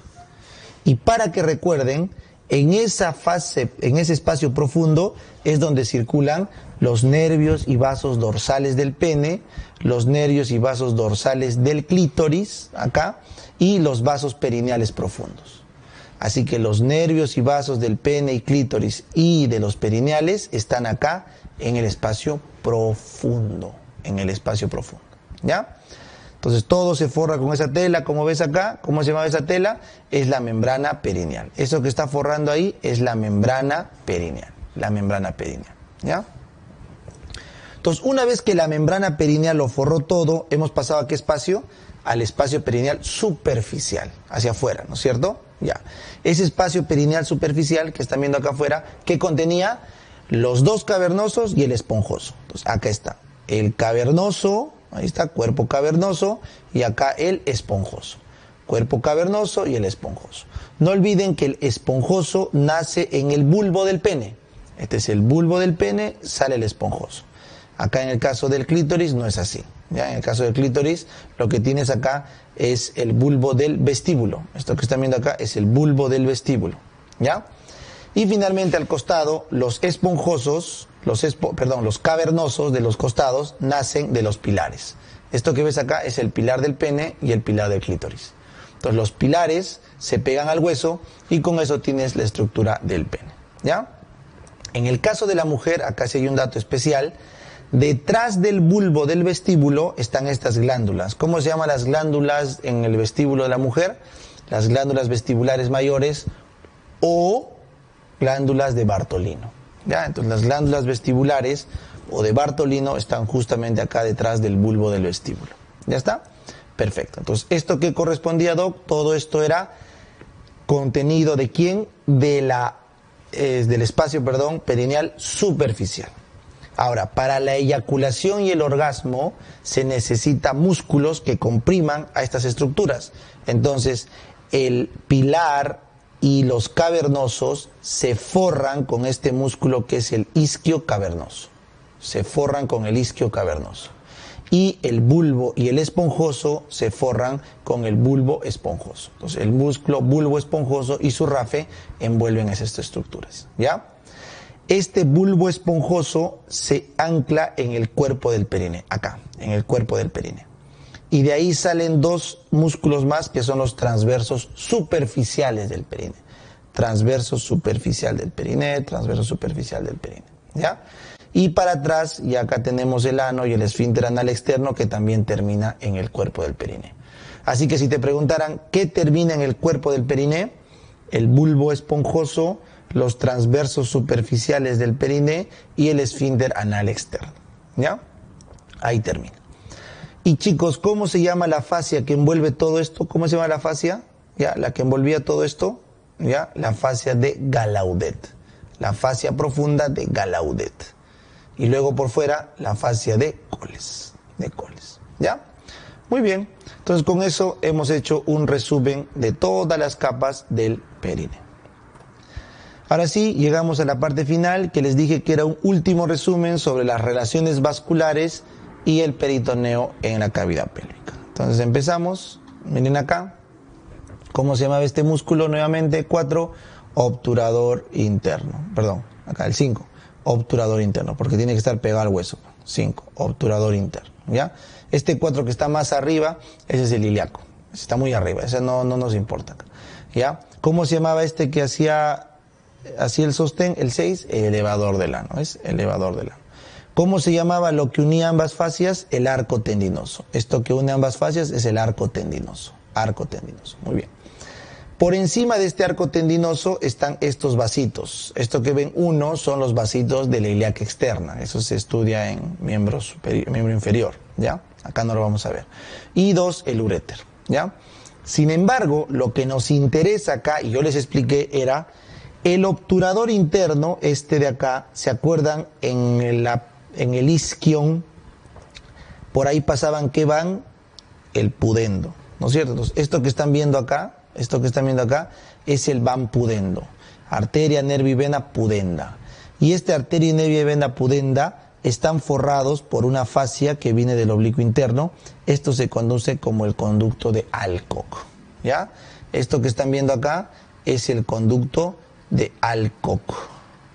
Y el conducto de Alcock es por donde pasa el van pudendo. El van pudendo, nervio, arteria y vena, ¿ya? Dependientes de ¿qué? De la fascia del obturador interno. Muy bien. Ahora, este hueco que les dije acá que había era la fosa isquiorrectal o isquioanal, este hueco que es pura grasa, y bueno, acá ya terminamos con el esfínter anal externo. Entonces, lo que yo quería que en este gráfico vean es el conducto o canal de Alcock, que está encima del isquiático, forrado por fascia del obturador interno, por donde pasa el van pudendo. El van pudendo, ¿ya? Muy bien. Ahora seguimos bajando, vamos a ver las relaciones peritoneales. Estas son en el varón, no quiero ahondar porque estamos en gineco, pero igual se los dejo, vamos a ver el de gineco, ¿ya? Entonces miren, esto que ven acá es la grasa abdominal periférica con la fascia de Camper, ¿correcto? Superficial y la membranosa profunda de Scarpa. Entonces esta que ven acá de color amarillo, la grasa, es la fascia superficial de Camper, que va a terminar en el monte de Venus, ahí está, y lo que están viendo al fondo es la fascia membranosa de Scarpa en color azul, que como ves se continúa con la fascia de Coles. ¿Se acuerdan que era la de Coles? La que terminaba cerrando el espacio perineal superficial, ¿no es cierto? Ahí está, y lo cierra. Perfecto, entendido. Ahora, dentro del Coles, ¿se acuerdan quién estaba? La fascia perineal profunda. Esa fascia perineal profunda, adentro, ¿correcto?, se conocía como el nombre de fascia de Gallaudet. Gallaudet, muy bien. Y más adentro teníamos la membrana perineal, ¿correcto? Que es una parte de esa fascia perineal profunda, pero es especial porque sella el espacio y a partir de ahí adentro es el espacio perineal profundo. Entonces ahí tienes la membrana perineal, que lo sella, que también es un componente de esa fascia perineal profunda, y para adentro ya tenemos todo lo que sería la pelvis. Ya ahí están los órganos pélvicos, todo perfecto. Ahora, el peritoneo que vimos acá venía por la pared anterior, reflejaba en la vejiga, se iba al útero, luego para el fondo de saco de Douglas y regresaba por el recto. Así que esto que están viendo de color amarillo es el peritoneo.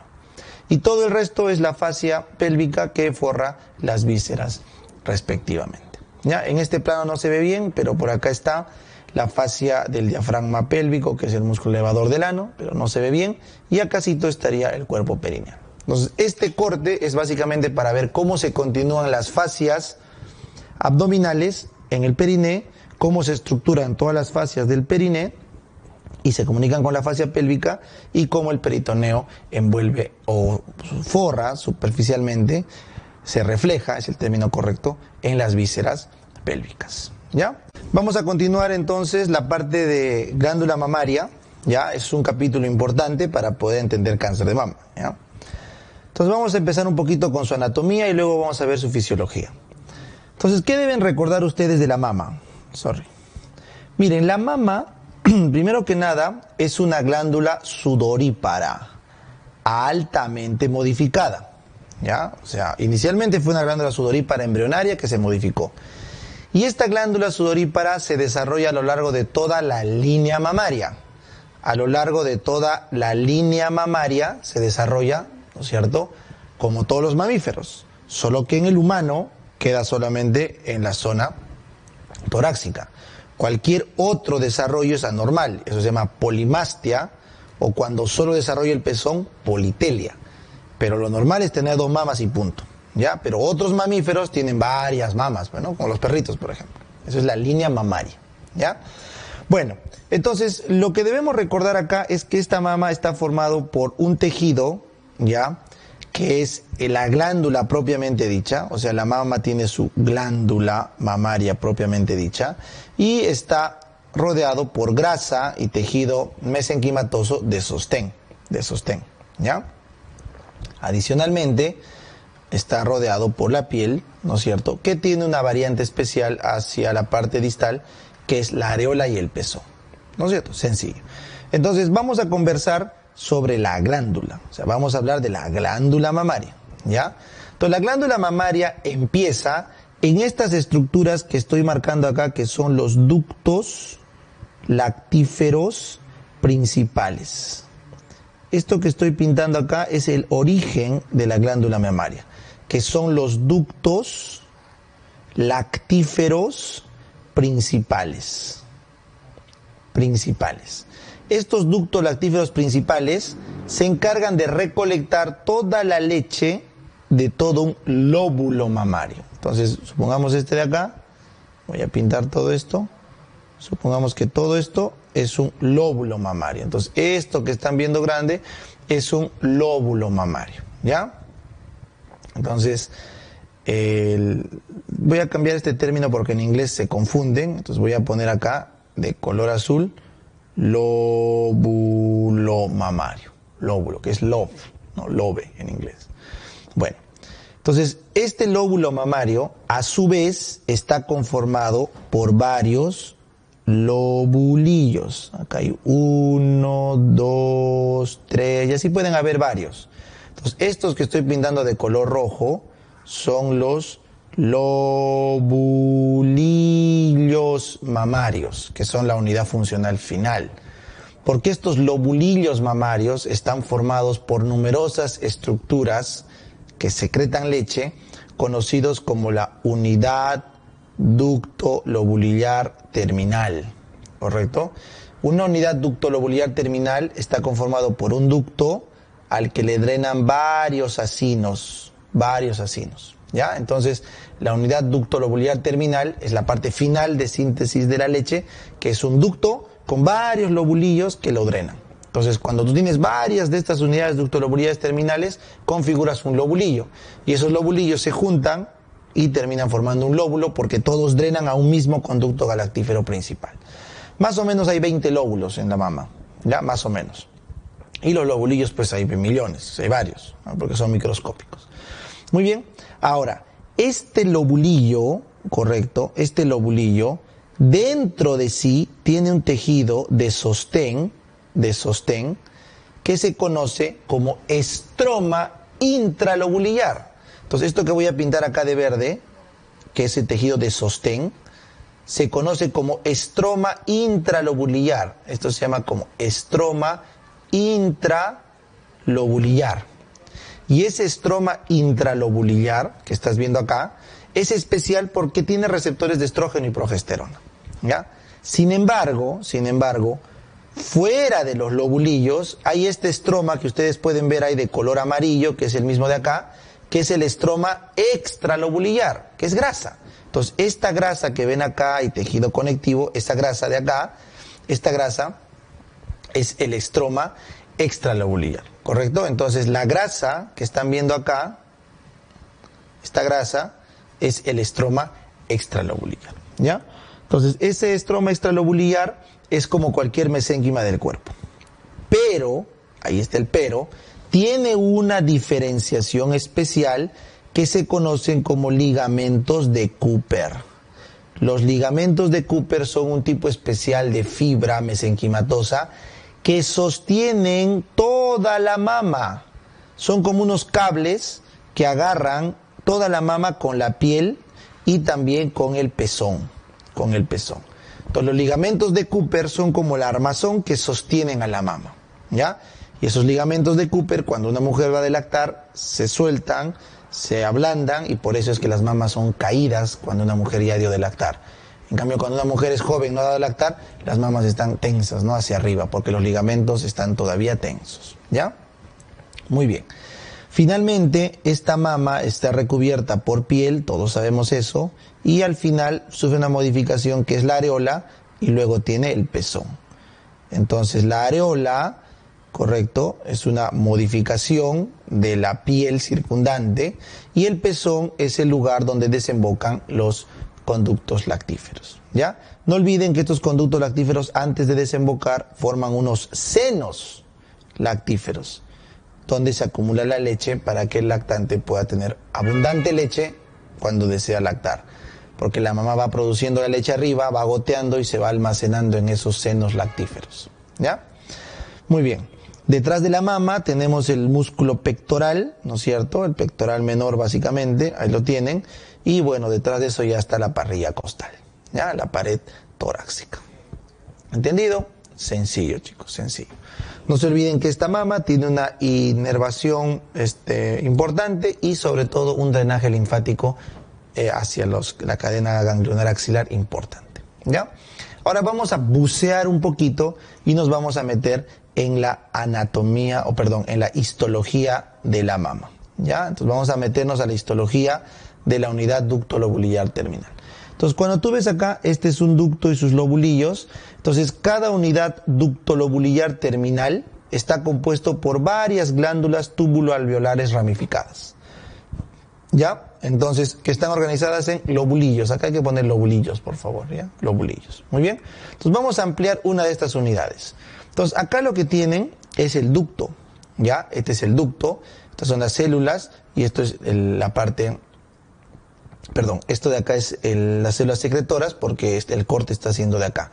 Si cortáramos acá sería del ducto, ¿ya? Entonces, lo que estamos viendo acá es la parte de la secreción. Entonces, en el lumen, en el hueco, es donde va a bajar la leche. Entonces, estas células que están viendo acá son todas las células productoras de leche.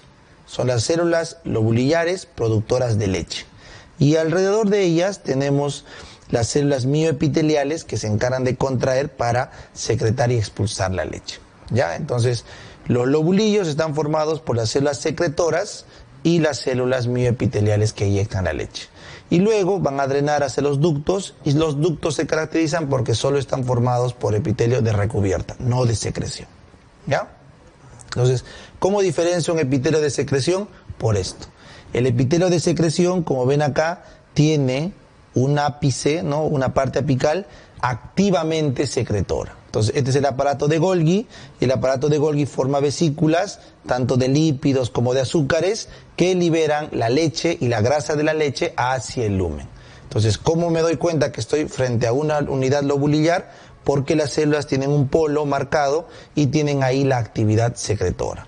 Y en la base está el célula mioepitelial para contraer.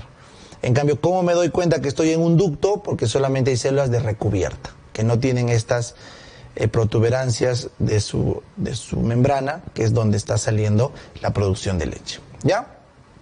Muy bien, entonces ese era el pequeño resumen que todos debían recordar.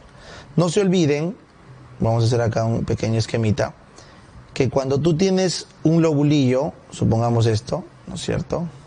Entonces, el ducto, esto que es la parte ductal, todo esto que estoy pintando, es el lugar más frecuente donde asiente el cáncer de mama, cáncer ductal. En cambio, esta estructura, que es la que hemos visto en el esquema, que es la parte del acino, la parte lobulillar, es la que secreta, por eso se llama carcinomas lobulillares de mama. Estos son más raros, ¿ya? Y finalmente, los tumores benignos de mama nacen también de este estroma que les dije al medio, ¿cómo se llamaba? Estroma intralobulillar. Estroma intralobulillar, ¿ya? Muy bien. Ahora vamos a conversar de fisiología mamaria. ¿Qué es lo que deben saber en fisiología mamaria? La producción de la leche. Eso es lo que hay que saber, producción de leche, ¿ya? Entonces, bioquímicamente, la leche, correcto, o la lactosa, como ves acá, la lactosa, es simplemente un enlace beta, no se olviden, un enlace beta, entre una glucosa y una galactosa, ¿ya? Entonces, cuando tú juntas glucosa con galactosa, ¿ya? Tú juntas glucosa con galactosa, entonces tienes lactosa. Recuerden que el enlace que los forman es un enlace beta, Entonces, la sintetasa de lactosa, o la lactosa sintasa, que es el nombre abreviado, la lactosa sintasa, no es más que una galactosil, porque agarra galactosa, transferasa. O sea, transfiere la galactosa. ¿A quién? A una glucosa. Entonces, ¿cómo se forma la lactosa? La lactosa se forma por la lactosa sintasa, que es una enzima. ¿Qué es la lactosa sintasa? Una transferasa. Transfiere la galactosa, el residuo galactoso, o galactosa, perdón, a una glucosa, que es el aceptor. Sin embargo, para poder hacer esta transferencia, esa glucosa tiene que estar libre de fósforo, libre. Normalmente las glucosas, para entrar en una célula, se llenan, se ponen un fosfato en posición 6, glucosa 6-fosfato, ¿ya? Y cuando se guardan en el glucógeno, se transforman a glucosa 1-fosfato, ¿ya? Entonces, ¿por qué? Me dirás, lo que pasa es que si la glucosa no tiene fosfato, se sale de la célula. Entonces, para que se quede metida en la célula, tienes que fosforilar. Entonces, las hexoquinasas o glucoquinasas le meten un fósforo en posición 6. Luego, cuando se vuelve glucógeno, pasa el fósforo a posición 1. Por eso la glucosa que hacemos o que usa el humano para la leche es la glucosa del glucógeno, glucosa 1-fosfato. Esta glucosa, si le quito el fósforo, se sale de la célula. Entonces lo que hace el aparato bioquímico es, la glucosa le quita el fósforo, pero le pone una UTP.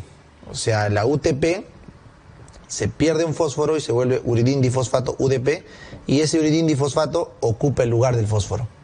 Se pega a la glucosa para que no se vaya, ¿ya? Y ya esta uridindifosfato, esta glucosa, simplemente se viene acá, ¿correcto? Acá. O sea, se vuelve galactosa a través de una epimerasa. Epimerasa significa una enzima que ha cambiado la posición de un OH. Entonces ustedes tienen que saber que la glucosa cambia en posición 4, su oxidrilo, para volverse galactosa, ¿ya? La glucosa cambia el OH de la posición 4 para volverse galactosa, lo invierte. Eso es una epimerización. Entonces la epimerasa cambia la glucosa en la posición 4, el OH, y lo transforma en galactosa, ¿ya? Si se transformara en posición 2, se transformaría en manosa. Entonces esta glucosa transformada en galactosa, como lo ves acá, UDP galactosa, está lista para empatarse con otro receptor de glucosa. Entonces viene otra glucosa libre de otro lado y se empata con esta galactosa y ya está. ¿Quién se libera en el proceso? Se libera el UDP, porque ya no lo necesitamos. ¿Por qué? Porque el enlace ha sido estabilizado, ya no necesita fósforo porque ya se empató con otra glucosa. Ese es el trabajo de la lactosa sintetasa, ¿ya? ¿Y por qué es importante lo que les recuerdo del enlace beta? Porque para tú poder digerir la leche, cuando tomas leche, cuando eres un lactante, tienes lactasa en el intestino. La lactasa es una enzima que corta el enlace beta-glucosídico. Ojo, los humanos normalmente cortamos enlaces alfa-glucosídicos, no beta-glucosídicos, ¿ya? En este caso, podemos cortar la leche porque tenemos lactasa, que es una glucosidasa, es una hidrolasa de que corta enlaces beta-glucosídicos, ¿ya? La celulosa, por ejemplo, que es lo que come la vaca, el elefante, son enlaces beta-glucosídicos que nosotros no podemos cortar porque no tenemos beta-celulasas. Entonces los humanos, cuando comemos pasto, no engordamos porque no podemos cortar esos enlaces beta-glucosídicos. Pero cuando comemos papa, sí, porque podemos cortar los alfa-glucosídicos, ¿ya? Eso debes tener en cuenta. Muy bien. Entonces con eso ya aprendieron o recordaron cómo se hace la leche. Ahora esa leche, les mostré en la otra imagen, que se almacenaba en el aparato de Golgi y se liberaba al lumen. ¿En función de qué? Del estímulo de la prolactina. Así que por favor vengan acá. Para producir leche tenemos que tener prolactina. Esta es la hormona que estimula la producción de leche, prolactina, ¿ya? Entonces esta prolactina, no se olviden, se secreta de las células lactótropas, que son autónomas en la hipófisis. Entonces las células lactótropas normalmente están produciendo prolactina, normalmente, ¿ya? Entonces como mientras no esté embarazada o lactando, una mujer, no tiene sentido producir leche. Y en el caso del varón tampoco tiene sentido que produzcamos leche. Entonces el hipotálamo, recuérdalo acá, el hipotálamo, ¿ya? Básicamente lo que hace es inhibir la producción de prolactina de las células lactótropas a través de la dopamina. Entonces la dopamina se conoció como el PIF, como el péptido inhibidor o el factor inhibidor de la prolactina, ¿Ya, chicos? Vamos a escribir más acá, para que se vea bien. Entonces, la prolactina, perdón, el hipotálamo se encarga de producir dopamina, acá, dopamina, que lo que hace es inhibir a las células lactótropas, ¿ya? Entonces, esta dopamina inhibe a las células lactótropas y no se produce leche, ¿ya? Entonces, la función de la dopamina se conoció como factor inhibidor de la prolactina, PIF, así se llamaba, PIF, factor inhibidor de prolactina, ¿ya? Muy bien, entonces, con esto, ustedes saben que normalmente las células lactótropas que son autónomas, solitas se estimulan, son inhibidas por la prolactina, perdón, por la dopamina, ¿ya? Entonces, ¿qué es lo que ocurre cuando una mujer está dando de lactar? Entonces, empezamos. Cuando una mujer está dando de lactar, acá, entonces, el estímulo de la succión del lactante estimula las terminales sensitivas de la mama, ¿correcto? De la mama, no deben decir del seno, de la mama, y llegan estas, como cualquier sensación, al asta posterior de la médula espinal. Pero esa sensación específica ahí en la mama dispara señales hacia el cerebro, como ves acá, dispara señales hacia el cerebro, señales complejas, ¿ya? Cuyo resultado final es disminuir la dopamina. Entonces, si yo disminuyo la dopamina, ¿quién va a aumentar? La prolactina. Así que el hecho de succionar el pezón disminuye la dopamina y eso hace que la prolactina se libere, ¿ya? Ahora, el que se libere prolactina hace que se produzca leche, pero no que se eyecte la leche. Para yo eyectar la leche tengo que contraer al músculo liso de las células mioepiteliales que les comenté. Entonces, para eso existe la oxitocina. Entonces, la oxitocina que están viendo acá, que se produce en el núcleo paraventricular, como ven acá arriba, es estimulado. Entonces, el núcleo paraventricular se estimula por la succión y por ende libera oxitocina. Y esta oxitocina hace que las células mioepiteliales se contraigan y la leche se eyecte para que el lactante pueda recibir la leche, ¿ya? Entonces, esa es básicamente la lógica de cómo actúa la oxitocina. Ahora, adicionalmente a esta estructura, ¿correcto? Estos estímulos en la mama, estos estímulos de la mama, inhiben núcleos como el área preóptica, que estás viendo acá, y este área preóptica, junto con el núcleo arcuato, disminuyen la producción de GnRH, y eso disminuye la síntesis de gonadotrofinas.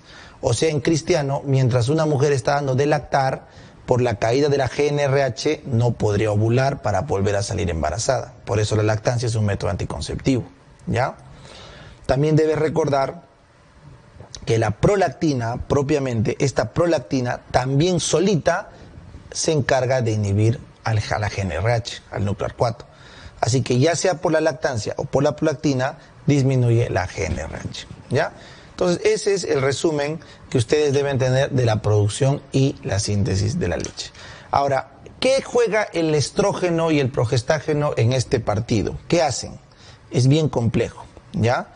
Pero el estrógeno y los progestágenos tienen funciones importantes en la leche. ¿Como cuáles? Por ejemplo, hacen crecer la mama. O sea, una niña no tiene mamas, una adolescente tiene mamas pequeñas, una joven tiene mamas grandes, una gestante tiene mamas grandes. Entonces, doctor, ¿por qué me crecen las mamas? Por el estrógeno y el progestágeno. El estrógeno hace crecer los ductos, el progestágeno hace crecer los lobulillos. O sea, la mama crece por los estrógenos y los progestágenos. Sin embargo, el estrógeno sobre todo corta la leche. El estrógeno en la mama bloquea el receptor de prolactina. O sea, te hace crecer la mama, sí, pero te bloquea el receptor para que no produzcas leche. Pero, por otro lado, el estrógeno aumenta la producción de prolactina, estimula las células lactótropas. O sea, el estrógeno, mientras estás gestando, porque es abundante, hace crecer tus células lactótropas, para que produzcas prolactina, pero no deja que la prolactina actúe en tu mama, para que no hagas leche. ¿Y por qué, doctor? Porque tu cuerpo es sabio. El día que ocurre el parto, se pierde la placenta, que la placenta es el principal formador de estrógenos y progestágenos. Entonces, al perderse la placenta, ya no hay esta inhibición y toda la prolactina que habíamos creado está libre para actuar. Y por eso la leche empieza a producirse apenas se libera la placenta.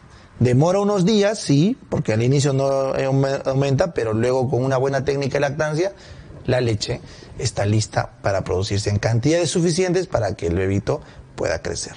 ¿Ya? Vamos a hablar de los exámenes auxiliares y lo que vamos a hablar es de la mamografía. Entonces, cuando ustedes estudien la mamografía, les van a decir que tienen que dar 3 características básicamente. Forma de la lesión, que puede ser redonda, puede ser ovalada o puede ser irregular, ¿correcto? Cuando es redonda y ovalada es benigno, cuando es irregular es maligno. Segundo, tienen que dar la densidad, o sea, tiene una densidad alta, media o baja. Cuanto más alta es la densidad es porque está calcificando. Cuanto más baja la densidad es porque de repente tiene agua, es un quiste, ¿ya? Y lo tercero es que tienen que ver si tiene algún signo anormal. ¿Como qué? Como calcificaciones o como neovascularización o como retracciones cutáneas, o sea, cosas anormales, ¿correcto? Esa es la forma adecuada. Entonces vamos a empezar. Cuando ustedes describen una lesión, ¿correcto? Una lesión en la mamografía, entonces primero teníamos que ver la forma, ¿no es cierto? Entonces vamos a hacer algunos ejemplos, porque no todos son sencillos de poner. Por ejemplo, esta que ven acá es una lesión redondeada. Ahí lo ven claramente, es una lesión redondeada. Sí, claro, doctor, está fácil. Esta que ven acá es una lesión también redondeada. Sí, es redondeada. Pero ¿cuál es la diferencia? Que esta de acá tiene los bordes, voy a estar mejor acá. Esta de acá tiene los bordes bien delimitados, contorno bien delimitado. En cambio, esta de acá tiene un contorno lobular. Entonces, esa es la diferencia, ¿ya? En este caso de acá, tienes el contorno mucho más irregular. No hay un patrón, es un contorno mucho más irregular, ¿ya? Vamos a poner una siguiente lámina para tomar lo mismo. Esto que ven acá, esta lesión que están viendo acá, igual también es irregular. Esta lesión que está acá también es irregular, no es redondeada en absoluto. Esta de acá ni forma tiene, ¿verdad? Esta de acá, ¿cómo la verían? Esta de acá. Bueno, este doctor parece un poquito ovalada. Bueno, pues puede ser. Entonces, esas cosas es lo primero que tienen que hacer, la forma y el borde, ¿ya? Ahora vamos a hablar de los elementos anormales. El más importante es la calcificación, ¿ya? Entonces, tú tienes varios tipos de calcificaciones. Por ejemplo, esto que están viendo acá arriba, esos puntitos, y como ves acá que están flotando, son calcificaciones cutáneas de la piel. No pasa nada. Esto que están viendo acá, que son unas calcificaciones grandes, gruesas, ¿correcto? Le llaman en escarcha de cal. Estas calcificaciones son de distrofia o de necrosis grasa. Son bien grandes, ¿ya? Estas de acá son calcificaciones que están siguiendo a los ductos, por eso le llaman calcificaciones de leche, ¿ya? De la leche. Esto que están viendo acá son calcificaciones en hileras, eso es producto de las mastitis, porque ha habido una infección acá, esa es una calcificación en hilera. Esto que ven acá es una calcificación en palomita de maíz, una calcificación grotesca, eso es típico de un fibroadenoma o a veces de los amartromas, ¿ya? En palomitas de maíz. Y esta es una calcificación alrededor de la lesión, ¿ya? Alrededor en anillo, típica de los quistes, ¿ya? Entonces, esas calcificaciones, todas las que están viendo acá, son benignas, porque las calcificaciones malignas son las que son agrupadas y microscópicas, ¿ya? Entonces vamos a ver acá. Ustedes pueden ver acá las calcificaciones microscópicas. Acá, por ejemplo, tengo chiquititos puntos calcificados. Acá también tengo unos cuantos puntos calcificados. Y acá pueden ver que tengo en varios lugares, los puntos calcificados. ¿No es cierto? En varios lugares, ya. Entonces, cuando tienes microcalcificaciones, malignas tienen que ser agrupadas, como acá. Entonces, estas microcalcificaciones amorfas, pero agrupadas, pegaditas, eso es un posible cáncer.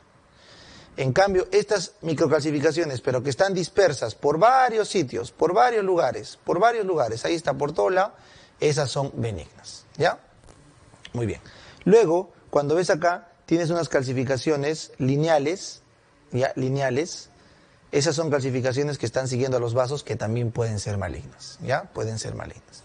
Entonces, cuando estamos en mamografía, como les dije, lo más importante es la forma, el borde y la calcificación. La forma, el borde y la calcificación. Entonces, nos vamos a centrar en esta lesión. Vamos a estudiar solamente dos. Esta de acá y esta de acá. Esta de acá, ¿ya? Entonces empezamos. Si ustedes tienen en una mamografía una lesión redondeada, como ven acá, redondeada, de bordes definidos, eso es benigno, ¿ya? Internamente, como ven, es hiperdenso, debe tener un poco de calcificación, un tejido más compacto, debe ser un tumor benigno, porque es homogéneo. Y está rodeado y calcificado por fuera, entonces eso también es criterio de benignidad. Sin embargo, si les pongo esta otra imagen, miren, es una lesión, todo esto que están viendo acá, espiculado, ¿correcto? Y esta lesión espiculada, ya, no es redondeada, entonces es maligna.